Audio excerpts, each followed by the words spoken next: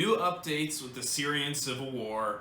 At least 33 Turkish soldiers were bombed in Idlib, which is the last province in Syria where Syrian rebel groups are still holding significant territory. Turkey's claimed in retaliation for this attack that it's hit 200 Syrian government targets.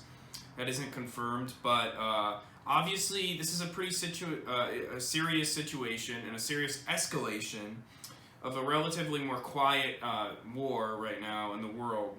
But of course, it always seems to be popping up in attacks and spikes with Syria. It never seems to die down fully. So Turkey is demanding in response that NATO, as a member, enforce a no-fly zone over this area where the Turkish troops are working. This is a big deal for Turkey. It's really important because it would significantly halt the advance of Assad's forces against these Syrian rebel groups which Turkey's working with. You can't really do much without an air force nowadays. And you might say Assad won't care about these international rules. He won't care what NATO says. He'll keep doing the airstrikes, but he can't really, because he relies entirely on Russia, basically, for that air presence. So Russia obviously would be taking a much bigger risk than Assad would in bombing NATO member military forces. It's even a question of, did Russia even kill these Turkish soldiers? Because apparently the attack was personal and it was purposeful. So even that might indicate that Russia's already doing it, but my guess is with the response from this, they're not going to want to do that anymore. So a no-fly zone would be a big deal. A question some of you might have is, why is Turkey even involved in this Syrian conflict? I would say there's a few main reasons. It wants to gain prestige and influence in the Middle East, something it lost over a century ago. Erdogan himself has actually written a book about this. He's spoken multiple times about it, and he always says how he wants to return Turkey to a position of power and greatness in the world and kind of compete with other great powers once again. A lot of people have coined these ambitions as Neo-Ottoman, like he's attempting to reform some sort of Ottoman-like influence over the Arabs and protect the Sunni Arabs particularly and bring stability back to a region that really hasn't had stability since the Ottoman Empire collapsed after World War I. Another reason, which is maybe a little more on the negative side, is he wants to control the Kurdish problem.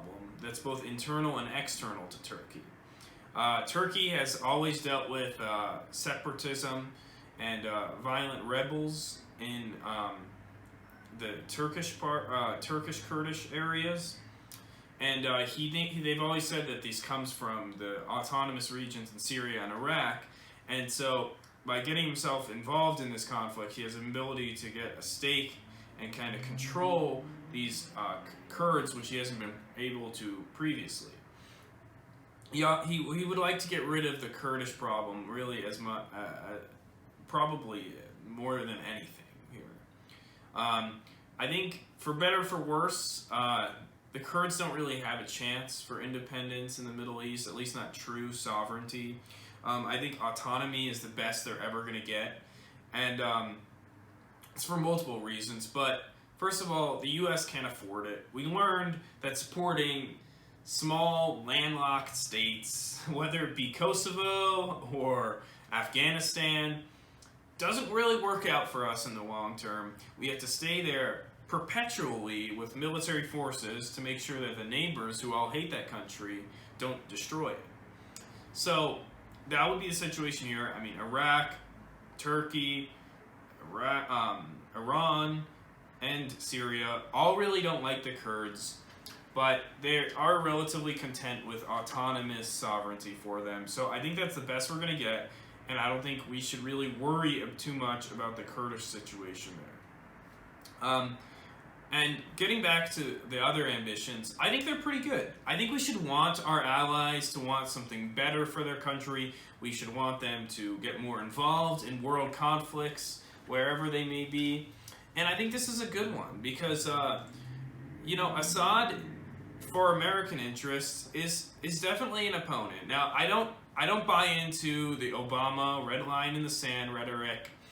I don't buy into neoliberal ideas that we have to democratize everyone in the Middle East. And I never thought that they had any salience in Syria particularly. And I also think the slandering of Assad is so overdone. He's a brutal dictator just like all the other brutal dictators in the world. He's not much different than any of them, yet he gets so much more negative attention than them and is treated like a more serious threat when he really isn't. Also, I think it would help to have another ally there to make sure that this region doesn't become destabilized with Islamic terrorism again. Because we have people already forgetting how ISIS sprung up. We'll get to that more. I think Turkey controlling Syria could be very beneficial to Western interests. Turkey is in NATO. It's going to remain in NATO. It's not going anywhere. Despite some talks they had with the Russians, it's clear now, with them butting heads right now with the Russians, they're not going anywhere. And it wouldn't make sense for us to get rid of them either, because they are really a strategic country to have in the alliance. Turkey, logistically, just for practical reasons, is a neighboring country to Syria. It has a pretty powerful military. And honestly, it could do a much better job than really any other allied country we have in helping to stabilize this region and occupying it for probably the lowest costs. Turkey is still relatively secular, so that's good for West in that we can trust them more, that they won't go full jihadist or something.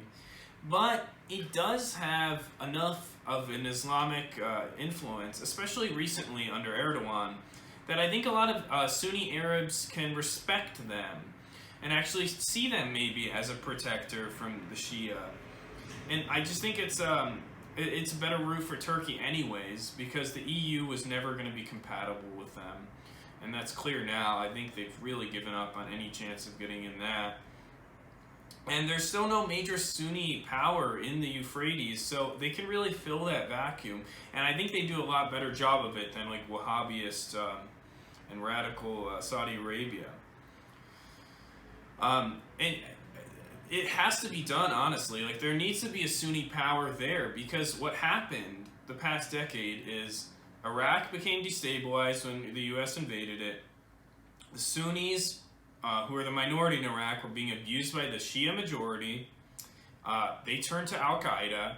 After we spent a bunch of lives and time and money defeating Al-Qaeda, we then lost the entire region again to ISIS, which is just another version of radical Islamism.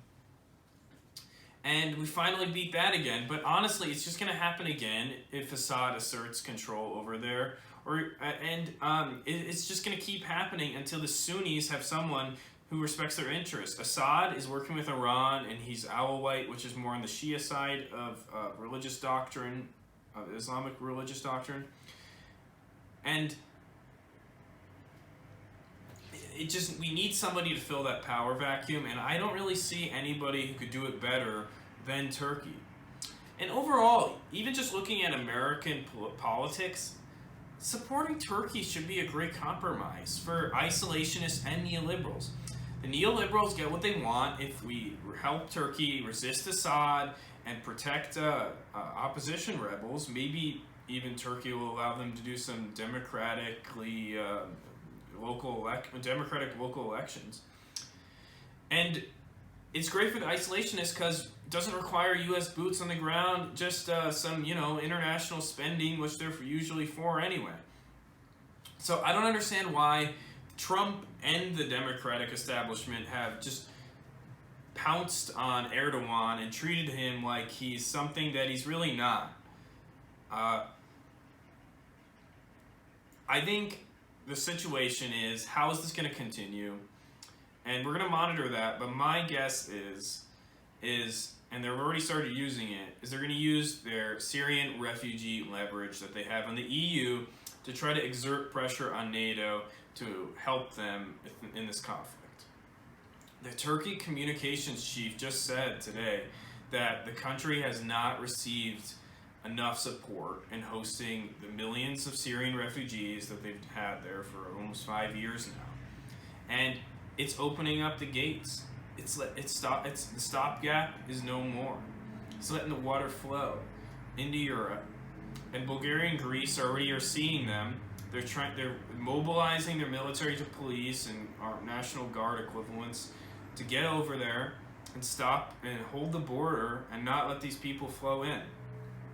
And I think this is going to be pretty serious leverage because the EU right now is facing a lot of crisis. Brexit just happened.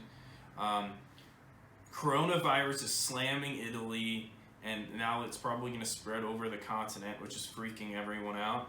And now refugees might be coming in more waves. I mean, that is too much for them to handle right now. Let alone they're also dealing with a budgetary crisis.